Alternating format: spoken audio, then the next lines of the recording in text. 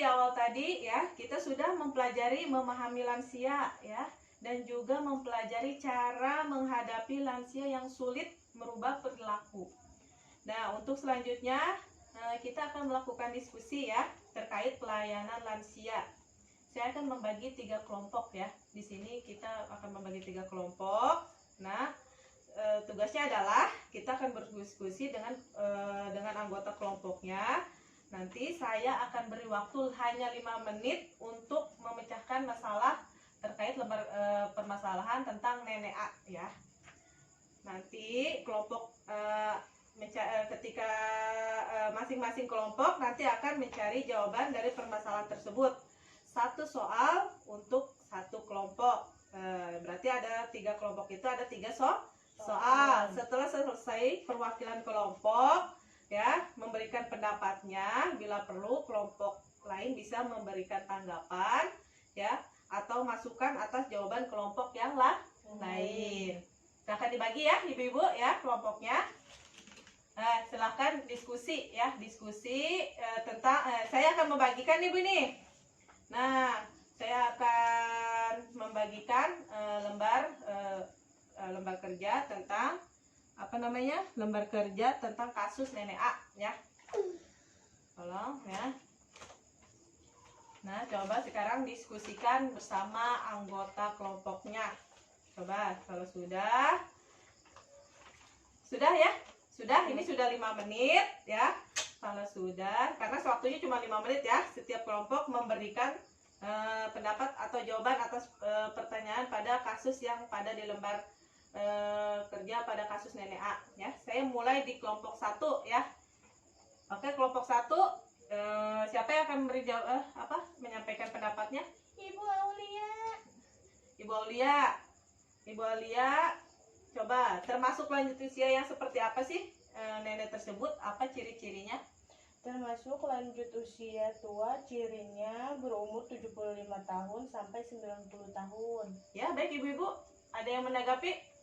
Betul jawabannya? Betul. Ya, jawabannya betul.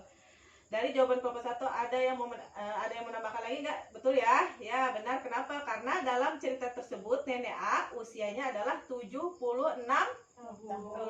tahun.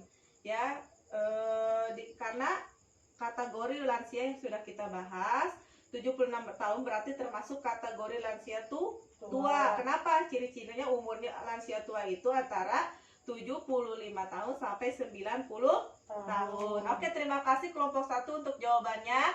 Kasih tepuk tangan. Oke, kelompok 2. Ya, kelompok 2. Siapa yang mau menyampaikan pendapatnya? Saya. Ibu dengan ibu siapa? Ibu Juminten. Oke, Ibu Juminten. Apakah nenek tersebut mengalami kekerasan? Jika iya, kekerasan apa sih yang dilakukan oleh anak atau keluarganya? Kekerasan verbal, contoh membentak terhadap lansia dan sering memarah-marahi terhadap lansia. Oke, kelompok 1 dan kelompok 3 ada yang mau beri tanggapan atau jawaban lain? Iya. Kalau tidak ada, ya benar ya. Ya benar, dalam cerita tersebut lansia mengalami kekerasan Bu ya. Kekerasan tapi bukan kekerasan fisik, tapi verbal. Apa sih verbal itu? Melalui kata-kata, sering dibentak ya dan dimarahi ya. Oke, kelompok 2 sudah memberikan tanggapannya, kita kasih tepuk tangan. Nah, sekarang kelompok 3, siapa yang mau akan menyampaikan pendapatnya? Siapa perwakilannya?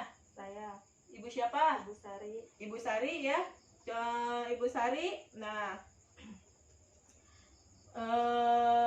apa yang dapat dilakukan oleh anak atau keluarga atau orang terdekat yang jika menghadapi atau mendapatkan lansia tersebut? Bersikap sabar dan bijaksana terhadap perilaku orang tua atau lansia serta memberikan kasih sayang. Nah, itu ya, itu jawabannya ya dari kelompok 3. Ada yang menanggapi? Cukup? Ya, kalau cukup beri tepuk tangan untuk kelompok 3 ya. Nah, di sini ya, selanjutnya kita akan melihat flip art di flip art 6 ini, kekerasan dan pelantaran terhadap lansia ya. Di sini ada fisik, yaitu kekerasan yang dilakukan sehingga menyebabkan rasa sakit, luka, cacat atau penyakit. Contohnya ya kekerasan fisik nih ya Bu ya, kekerasan fisik nih kita mendorong. Nah, pasti kan kalau dorong jatuh kan pasti sakit, mencubit. Nah, itu akan menimbulkan luka, memukul, apalagi tidak menyediakan makan dan minum, itu kekerasan ya. Kekerasan fisik ya, gitu. Yang kedua yaitu verbal atau kata-kata. Tindakan menggunakan kata-kata yang sering kali menyakitkan, bukan hanya kekerasan fisik ya. Kata-kata dengan kata-kata mengeluarkan kata-kata kasar juga itu akan menyakitkan hati ya. Contohnya menyebut nama saja. Masa kita ke lansia, ke nenek kita atau ke orang tua kita nyebut nama, itu udah nggak sopan banget kan. Itu akan menyakiti hati lansia tersebut ya kan. Menghina ya, terus mengancam juga ya, menakut-nakuti, membentak, marah dengan kata-kata, itu adalah kekerasan dengan verbal, yaitu dengan kata-kata ya. Nah, yang ketiga yaitu emosi. Emosi, tindakan atau sikap yang menimbulkan rasa tidak nyaman, bahkan trauma termasuk penelantaran. Contoh, membiarkan lansia sendirian. Pasti kita tega banget ya kan kepada orang tua ya kan, membiarkan sendiri kan. Terus membatasi bertemu dengan teman ya, walaupun sudah lansia ya kan, jangan dibatasi untuk ya kan bersosialisasi dengan teman-temannya ya. Terus tidak peduli. Masa ke lansia kita ke orang tua kita tidak peduli, mendiamkan ya, itu juga tidak baik, penelantaran ya, jangan ya ibu-ibu. Nah, nomor 4, finansial, penyalahgunaan harta milik lansia. Nah, ini contohnya memanfaatkan uang lansia. Nah, dimanfaatin ya sama anggota keluarganya, itu nggak boleh. Menggunakan tanpa izin. Nah, menggunakan tanpa izin, biasanya kita menggunakan tanpa izin disebutnya apa tuh ya ibu-ibu ya, bisa berpikir sendiri ya. Nah, tidak memberikan keleluasaan menggunakan uang. Nah, biarkan misalkan lansia itu kalau punya uang ya digunakan untuk semestinya ya, jangan dibatasi ya uang dia kan. Ya, sampai di sini paham ya ibu-ibu ya?